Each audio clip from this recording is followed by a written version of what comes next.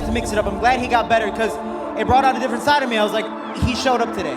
And for me, you know, looking back at it, you know, obviously I'm like, oh, I want a third one. I want a rematch. We had one where it went my way. The second one, he made a statement. The third one, I give him the opportunity to fight me the first time, and I give him the opportunity for the rematch. And I hope before he fights someone else that I get that final chance. And I always say that this is not just a random trilogy fight. 15 months you're fighting 3 times. That's what really makes this trilogy special. You're having a trilogy fight that's taken place in 3 different continents. First trilogy in Brave's history as well. See you soon. What's happening, people, and welcome back to the Ram with Dad podcast. Today, I'm joined by Jose Shorty Torres ahead of his trilogy fight with Nkosi and Dembele for the Brave Bantamweight Championship title. What is happening, brother, and how are you doing? I am fantastic. I'm actually trying to get over the jet lag a little bit because it was 32 hours on a few flights getting here all the way to Mauritius. So from Las Vegas to Mauritius, it was one hell of a journey, but I'm happy I'm here ahead of schedule, you know, ahead of some of the other fighters, so I can help relieve that jet lag, get ready for that weight cut, and everything else is good, man. This place is beautiful. I have to come back for vacation, so this place is phenomenal. I'd love to go to Africa, man. Some of the places look absolutely incredible. Like my cousin's just been to Gambia and it looked fantastic with some of the pictures and things that I've seen from over there. So definitely got to get over at some point. But 32 hours, mate, that is a long travel time. So what's the travel path on that one? Where'd you go from Vegas to where? Oh man, we went from Vegas to Switzerland. I believe we had a 7-hour layover in Switzerland, Wow. to Mahi, and then we stayed on the same flight from Mahi to Mauritius. So we didn't even get off the plane. A lot of people got off, and then we're able to move forward. But the hard part was, you know, even though I am height-wise a small bantamweight, I do still cut a decent amount of weight. And we were just like, man, I usually do a nice little water load, but since it was 32 hours and such a long travel day, we're like, man, flying naturally holds water weight. And now we're flying almost a day and a half in the air.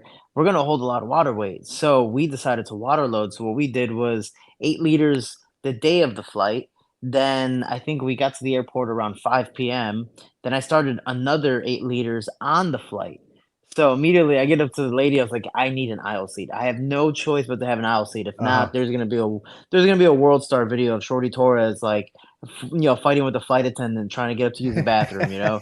So I was lucky enough to get an aisle seat for both flights. But I drank another 8 liters on the whole way here, and then right when I landed off the plane, I drank another 6 liters. So it was Wow. one hell of a journey of not just flying, but water loading as well. I probably used the washroom minimum 20 times out of the 32 hours. I mean, even traveling anyway makes you need to go to the toilet quite a lot as it is. Never mind adding all that extra water on top of it, man. Oh my gosh, it wasn't fun, but I'm glad I'm here, and it was definitely worth the trip. Yeah. I think the longest I've done is like 19 hours, and that was from I live in Scotland, so from Scotland to Winnipeg. I went over to Canada to go and see some family. 19-hour journey absolutely took it out of me, and that was only from Edinburgh. We had to go down to London, then went over to Nova Scotia, then Toronto, and then to Winnipeg from there, and it was just wild. It was mainly the layovers that kind of take up the time. I mean, the flights aren't really that bad, but 7 hours in Switzerland, I bet you never got to see any of it either. No, and that's the hard part is Switzerland's a pretty big airport. As much as I wanted to get out and do stuff, I actually worked out inside the airport because it was 7-hour layover, because I had so much water in me, and we are missing technically, or we're losing half a day. So like, man, let's get a workout. So I decided to put my sauna top and bottom on and just sweat, just move around. And I knew I had to stop once I started creating a puddle on the floor. And I'm like, all right, cool, I'm done. I've done my half an hour of work just to sweat. Brought some extra clothes. I had to wrinkle out my clothes in the toilet because it was just so wet. To put in my bags, and it was again, it was definitely a fun journey. I couldn't imagine that. I bet people walking by that don't have a Scooby-Doo what's going on in the world of MMA and fighting are looking at, what the hell is this guy doing over here? Is he sweating buckets before he gets on a plane? Well, the hard part is I'm naturally getting stared at because I have purple hair, but now you have me jumping rope, purple hair, shadow boxing, moving around. There's random dripping water all around me. So it was a scene. Yeah, I can imagine, mate. I can imagine. So let's just get started into a little bit about you, mate. Obviously, you came through the IMMAF and then you went on to Titan. You had a crazy winning streak behind you there. Obviously, went through the UFC with a couple of fights and then you joined Brave and you've been there for like the last 5 years now. So how are you finding being with the promotion? How's Brave treating you? I mean, I'm still here for a reason. They treat me really, really well. They pay me very well.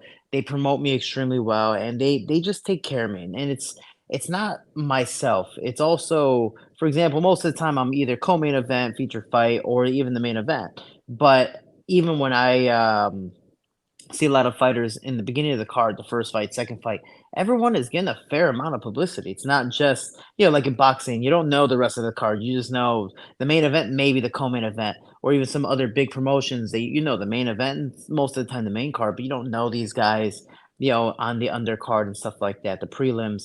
And Hmm. overall, man, Brave takes care of all their guys and they try to give them that equal fair share. And they're also promoting guys from different regions of the world. I mean, you look at some of the biggest stars in the UFC, Mohammed Mokaev, Chimaev, you have Ilya Temporia, you have, I mean, so many, Amir Albazi, a guy I beat, who are now just phenomenal fighters in the UFC because of Yeah. their start in Brave. So Hmm. if it weren't for that, I don't think they'd be as big as they are today. Yeah, and obviously, like, you've had a great career so far. Obviously, wasn't the best relationship with the UFC, but we're not going to get into that here Sadly. today. We know the stories, you know what I mean. But so do you plan on like staying with Brave then? Because like you seem quite happy with them. Like I say, been there 5 years. You just spoke very highly of them there. So you see the rest of your career playing out with them, or you got your eyes open to anything that could possibly come in the future? For me, I have a lot of respect for Brave, and no matter what happens with myself and Brave in the future, I thank them for everything. I just go one fight at a time. Yeah. But the biggest thing is I also want to fight people who have phenomenal names. Now, Hmm. here in Brave, these guys are great fighters. They just don't have the names. And Kosi Ndebele, now 7-2, phenomenal fighter. As you can tell, he beat me the last fight, but no one knows him. And that's fine. Again, nothing wrong with that.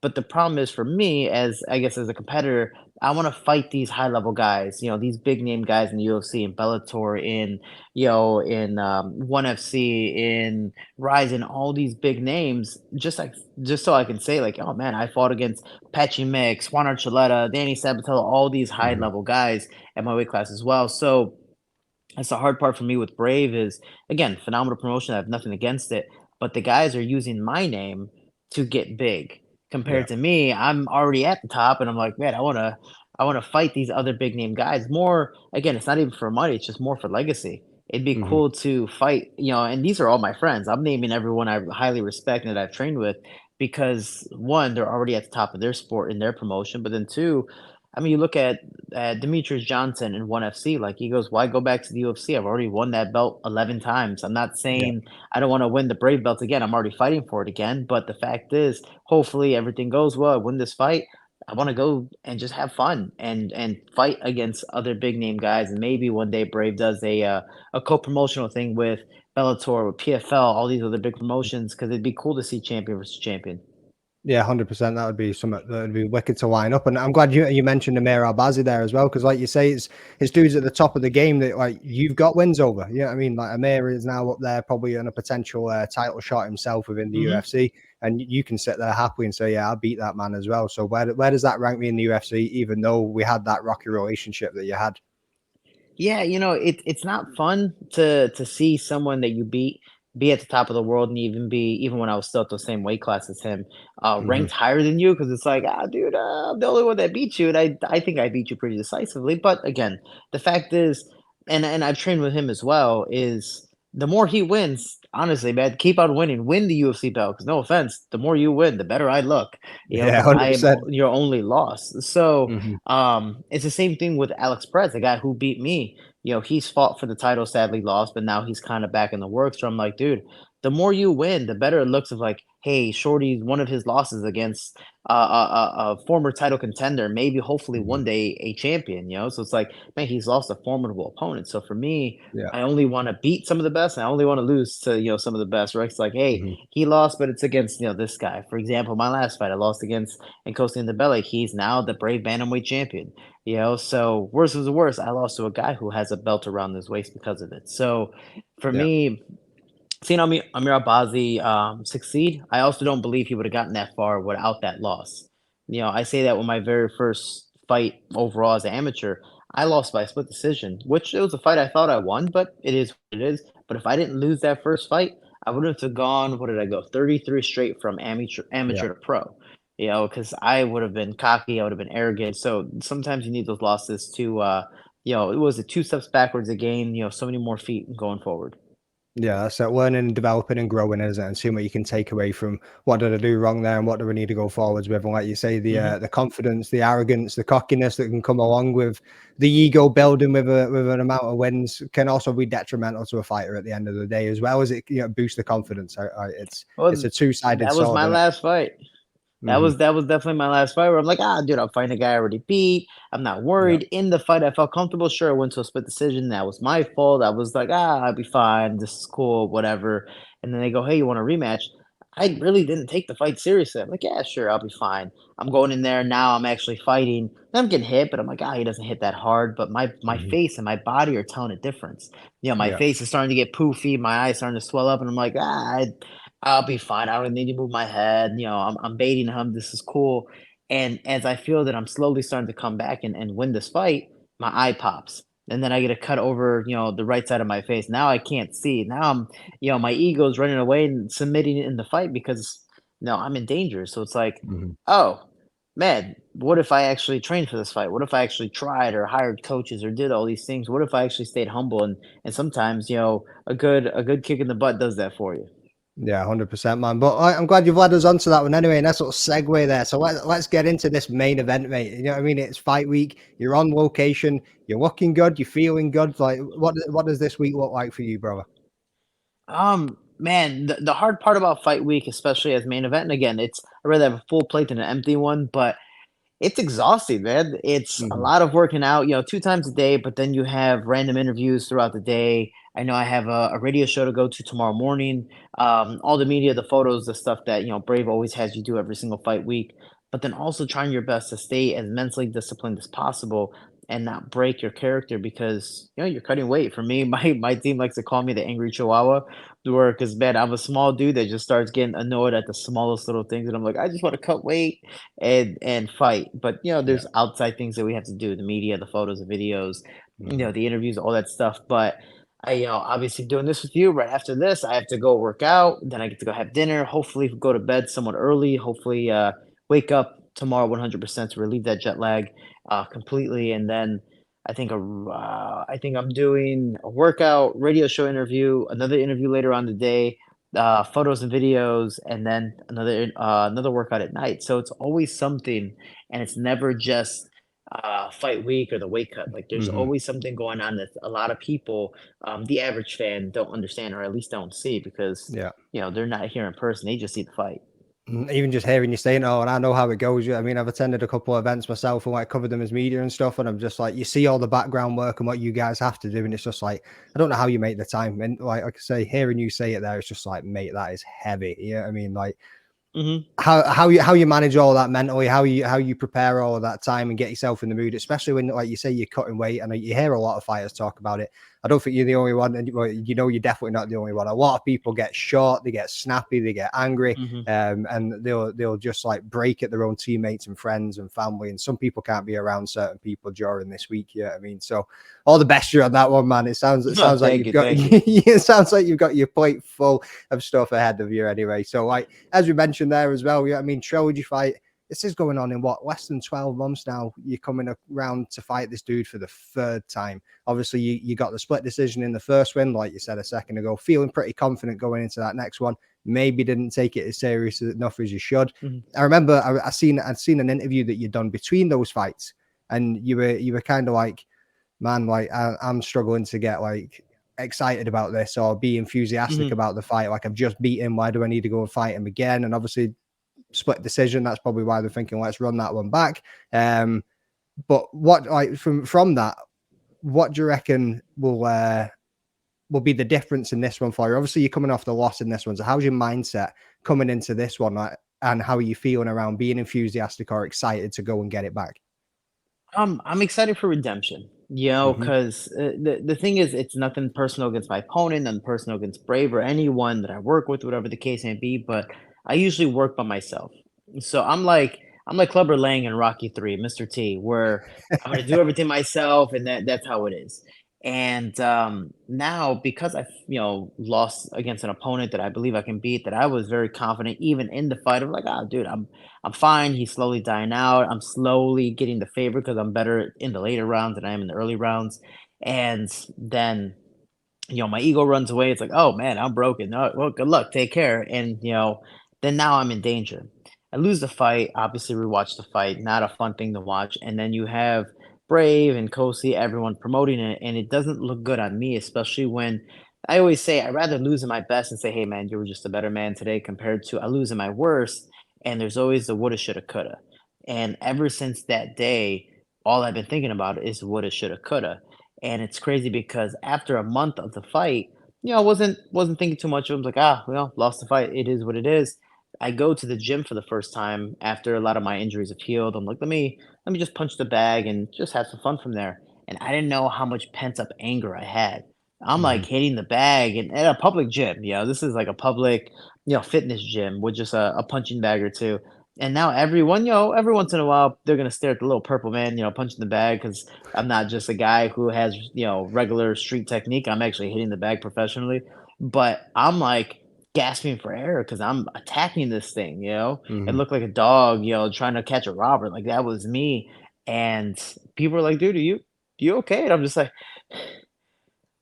oh, better now. Like, oh my God, I didn't know how mad I was. I didn't know how much like pent up energy I had like built Uh-huh. in. It's like that jar finally was able to open up and Yeah, yeah. Uh-huh. everything I let out. So I ended up helping a guy named Lazy Boy for his UFC debut. Went down there, helped him, and in training, Brave started promoting in Kosi, and Kosi started doing what I did the last fight of like, why should I fight him? I'm just like, God darn it, and I'm getting mad. And I remember while sparring with some of the guys there, I'm now trying not to hurt these guys because I was so mad that I'm like Yeah. dropping them or wobbling them or really beating them up. And people are like, hey man, like I know you wanted to go hard with them, but today bring it down, bring it down. And I'm Mhm. just like, I'm sorry. I watched the video earlier. It pissed me off. So Yeah. I have a lot of pent up anger, but then I started to notice when I started sparring high level guys at Extreme that I was going way too hard, or I was very blood hungry, if you want to say, just focus on one thing, and I shelled I put the shutters on that the horses wear, and Mhm. man, I need to have fun. It is what it is. What happens happened, and hopefully I learn from those mistakes and get to really prove that this fight May 11th, and I'm excited. This fight week has been good. I have a really good team. This is the first time I've actually hired people to be a part of my camp. I've never hired anyone throughout my whole time as a professional. So having someone fly in to coach with me to coach me to be my nutritionist as well, to help me make weight, like this is I actually have people here now, and actually a full training camp of focused on specific details of what I need to do for the fight. Again, I've never done that. I've always done stuff by myself. To having Mhm. someone there, hopefully, and we'll see in the fight, and it will be an extreme improvement because now it's like I actually have someone holding my hand or telling me what to do. It's like, oh, okay, yeah. Instead of trying to keep myself accountable. Again, it's I can do that so much, but it's always nice to have an outside perspective, and I finally do have that. And I'm also finally willing to accept that too.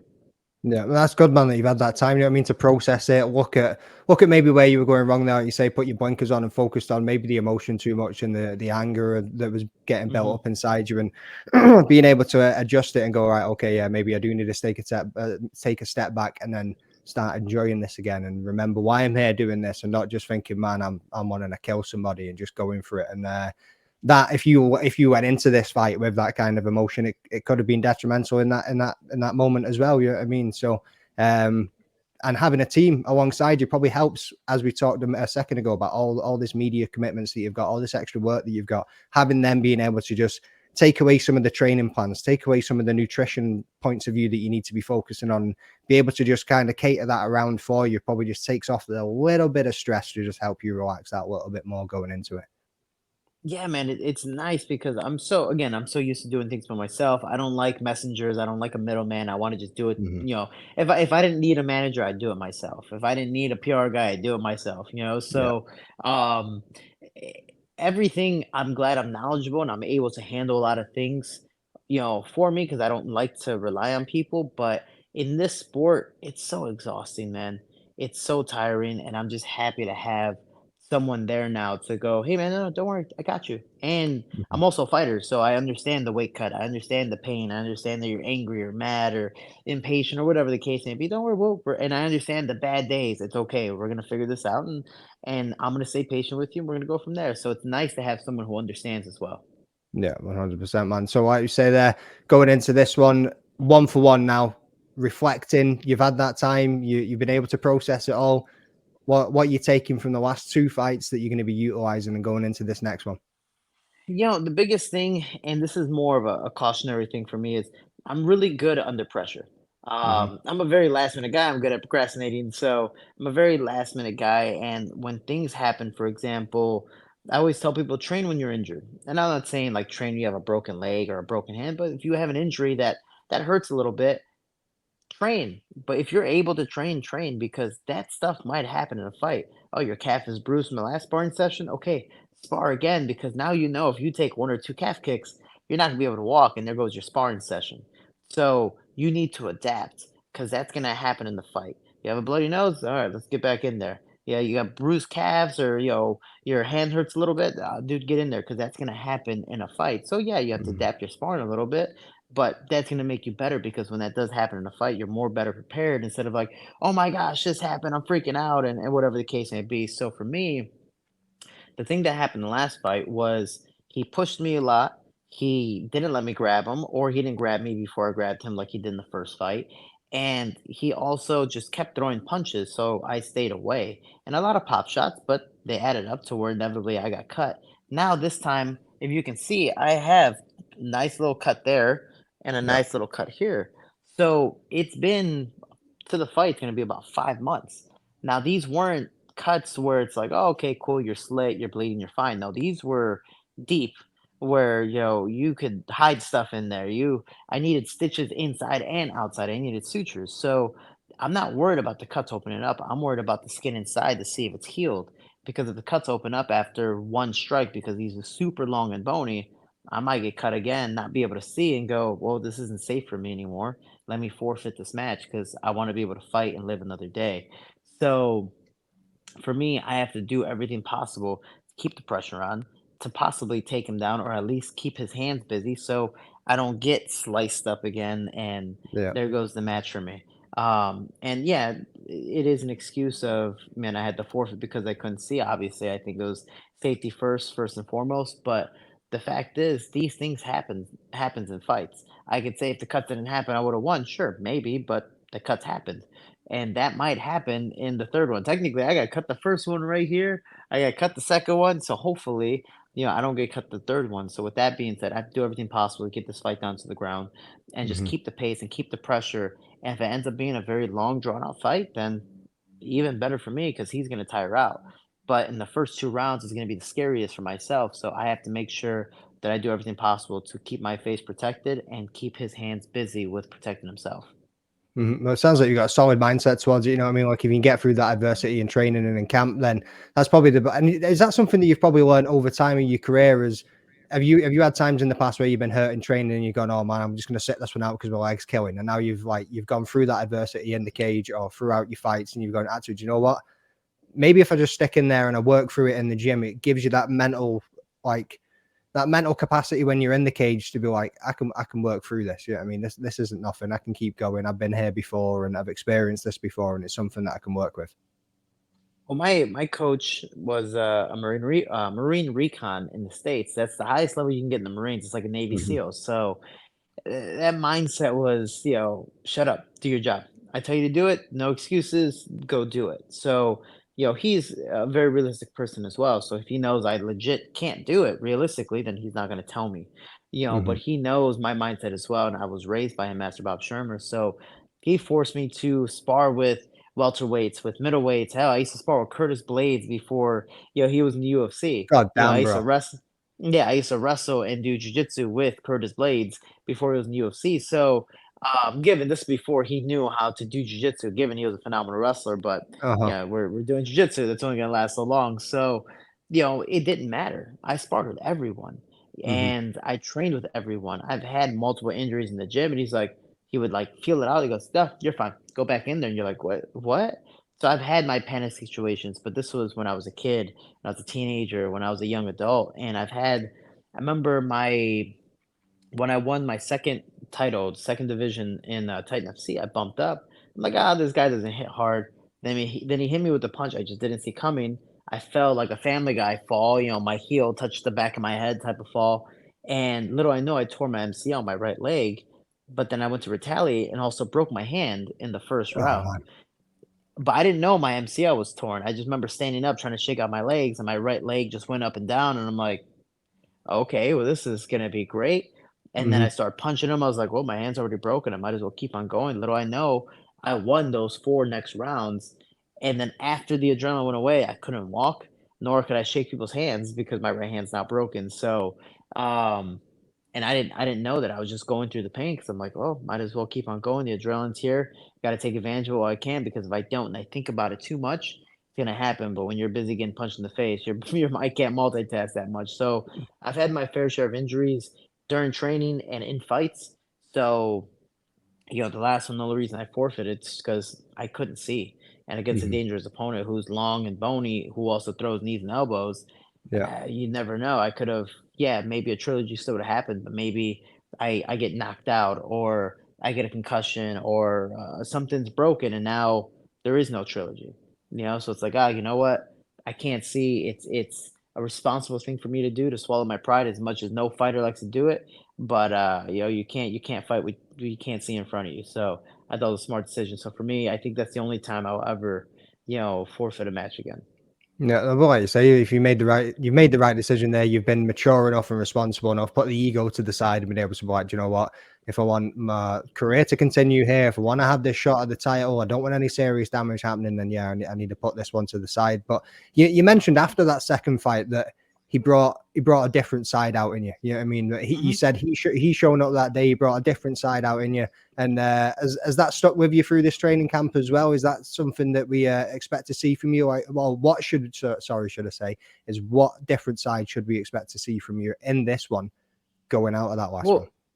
Well, what's funny is after, because we've had the train together a couple times, leading up to the second fight, when it came to sauna sessions, working out in the Hmm. training room, running out, and then treadmills next to each other. Again, we're friends, Yeah. but it's a business, nothing personal. And I remember we were talking about his training camp. He's like, "Yeah, man, I went to Bali for the first time, and I learned some new things, and I finally have a coach and this and that." I'm like, "Dude, good, hell yeah, good for you. I'm happy for you." And after the fight, I remember, telling him in his ear, I was like, "Dude, congratulations! Like, your hard work paid off. Look how far you made it. You did a phenomenal job, and I'll see you for round three." And he's like, "Yeah, for sure." And after that, I was like, man, and he thanked me. He's like, man, Shorty made me a lot better. I lost the first one by split decision. I had to go home and work more to change things up. He went to Bali and did so.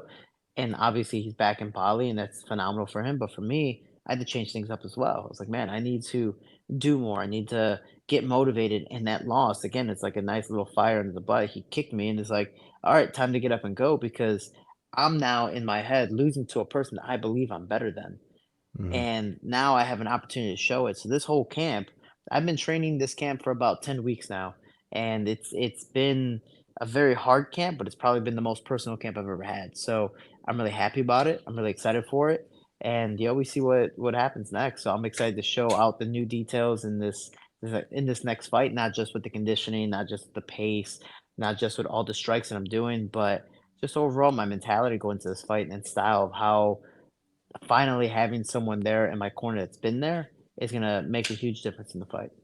Excellent, mate. I mean, happy to hear that as well. Like I say, you're coming across here like you have, as we mentioned before, that time to process. It seems to have been a key element in this whole fight. Like you haven't like had to focus on anybody except from Dembele for almost the last 12 months, and that's probably never happened in your career before, and that's probably not happened to many No, fighters in their career before, where they're going through and across 3 continents as well, like a historic event for Brave to be putting this one on too. So yeah, I mean, it's building and shaping up to be something spectacular, and you seem like you're right there, and you're in the moment and ready for it anyway. So I had one opponent named Carl Rogers, as an amateur, to qualify for the U.S. national team to go to the IMAF, and I won the split decision the first year in the finals, but he was just a really just one of those fighters that you can block a punch and he still drops you, just extremely heavy-handed.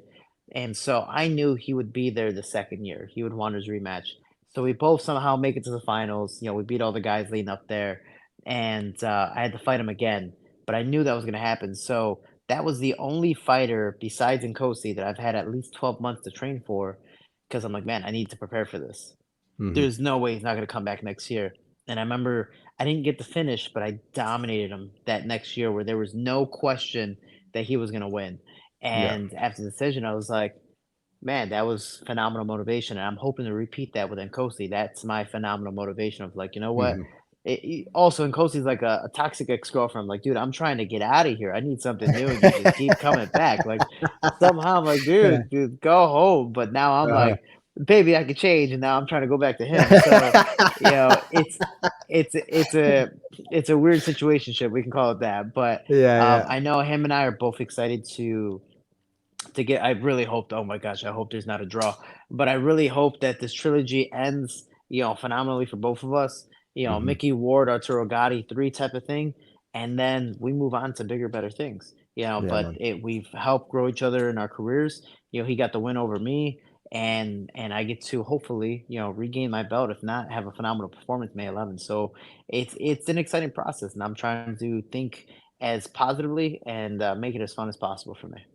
Yeah, like you said, man, a couple of times there, he's a long, rangy guy. You know what I mean, but you've got a clear advantage when it comes to the grappling side of things, and that's not me like dogging on your striking. Either your striking's incredible too, Yeah, but obviously, like managing that range and managing that distance can be quite never tough, fun. especially yeah, never, especially when somebody's like you said, putting out the pop shots constantly, just keeping the hands in your face and just making it difficult to close that range. So, like, how do you deal? Like, as you've mentioned it yourself a few times, as a shorter man in there against like most of your opponents, how do you deal with that range and how do you like manage to close the distance? Because you do it really well, and once you get in there and your jiu-jitsu comes in or your judo comes in, like your hip tosses, your little sweeps or leg throw, anything that you've got there always comes into play, and you manage to land them when you get in. Well, as long as I can grab them, I know I have a shoe in that I'm gonna take them down. But for me, and something I didn't do the last fight is I have to feint. I have to go in and out, and I also have to move sideways. I have to move my head. I can't just, try to bait him to throw a punch and take the punch and try to give two. He's also super long. He can step back, he can move, he can circle, which he did really well in that second fight. He even did really well in the first fight where I'm trying to leap in to throw punches because I didn't realize how much longer he was than me. He moves well, so for me, the biggest thing going into this next fight is I have to bait him. Whether I'm going to a pressure and he tries to keep me away with his pop shots, then I have to be able to move sideways, feint, level change, or even just get out of the way in general. So there's Yeah. a lot of things I need to do, but overall, my biggest goal is to grab him. Whether it's to keep it on the feet for a Muay Thai clinch or to bring it down to the ground with a judo throw and add some jiu-jitsu and wrestling from there. But my biggest goal in this fight is to get a hold of him. I know once I can close that distance, that's my type of fight. And it's my game. I'm not worried about that Mhm. whatsoever. I'm like the Roberto Duran of MMA. But if I stay at the distance, oh man, it's like Sugar Ray Leonard versus Roberto Duran too. It's like that no mouse fight. It's like man, this is a lot because again he's long, bony, and now I have these cuts. They can Yeah. easily reopen again, and that's the biggest fear in the fight. Yeah, 100%. Yeah, maybe a long night in the office, as they would say. Yeah, I mean, if you manage to keep Yeah. you at the range, but like you said a second ago, you want to get this fight done. Obviously, you want to solidify yourself as the bantamweight champ, and you want to move on and look for a new opponent next. Obviously, the winner of Hawende and Nazarov is determining who will be the next bantamweight contender. So I know, obviously, you're having a big focus on Kosi here. So have you given any thought to the next potential matchup if you do manage to get the belt back on Saturday night?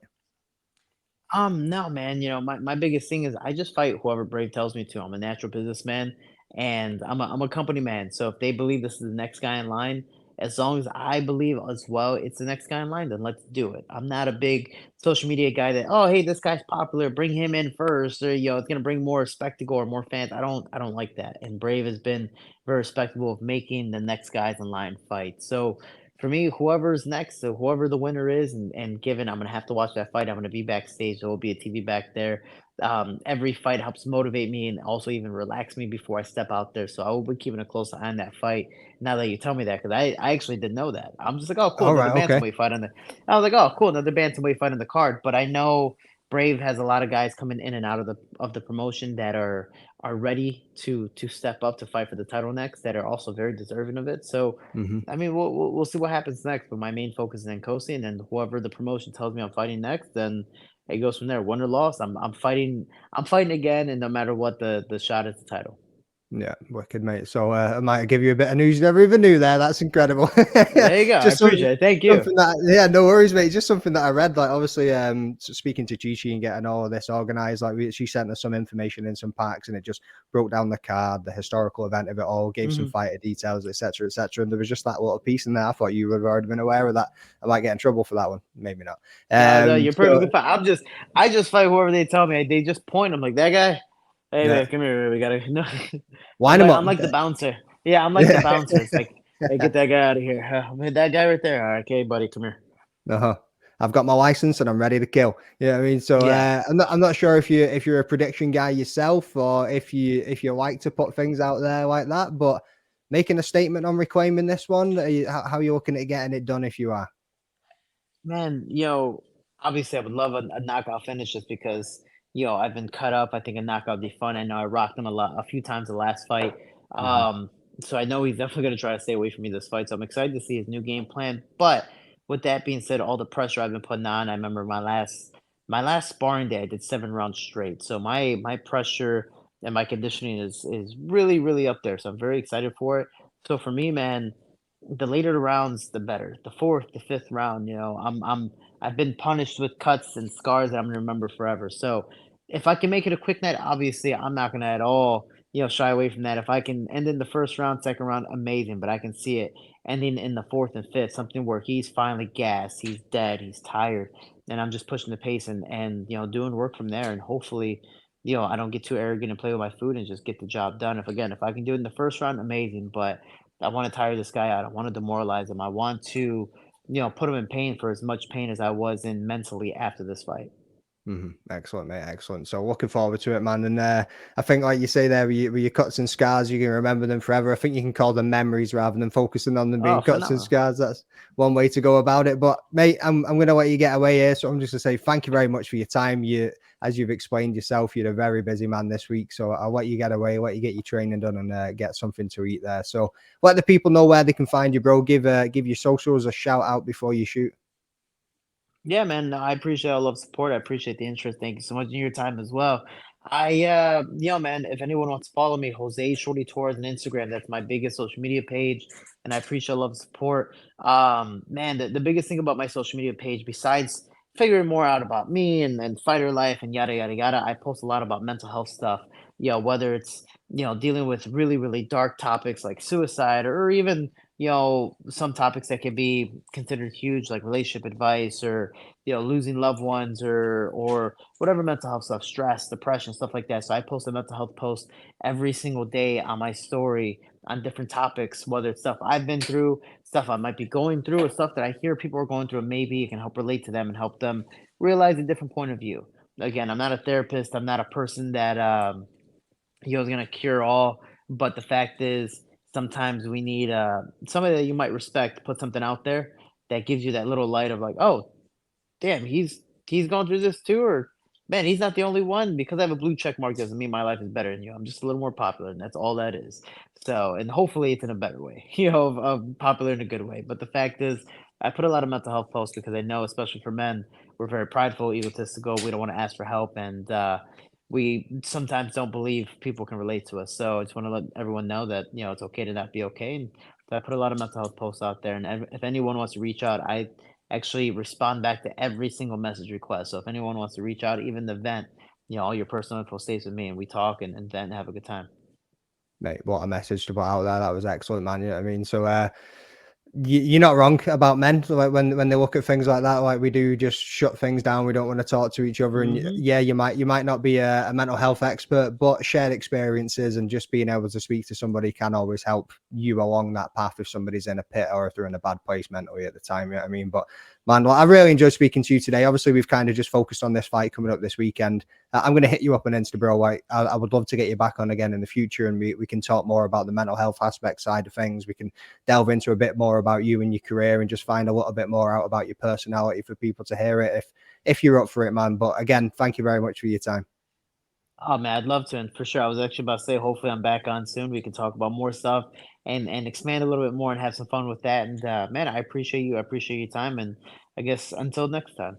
Yeah, man. Oh, one more thing that small thoughts. You've just launched another podcast there. I think it's been hosted on MMA Unhinged as well. So, and anybody that wants to jump onto that, make sure you check out the new podcast that he's launching here now called Small Thoughts with Yeah, Shorty Torres. So, it's gonna be a good time. Obviously, a play of words. So we're gonna have some fun, whether it's different little topics, mental health stuff, whatever the case may be. But yeah, obviously a short podcast, nothing too long, but something that hopefully interests the fans and have a little bit of a system of a down, if you know that type of music, podcast where it's fun. All right, we'll get to the serious point and then back to the fun. That little sandwich theory of, yeah. just having a good time. But all right, we're gonna slide in a little bit of what you really want to talk about, and then we'll have some fun again. So small thoughts. We'll see if you like it or not, and hopefully everyone does enjoy it. Excellent, mate. Right. I hope you have a great week, man, and all the best for the weekend. And looking forward to speaking to you again in the future. My pleasure, brother. Cheers. Cheers. Bye.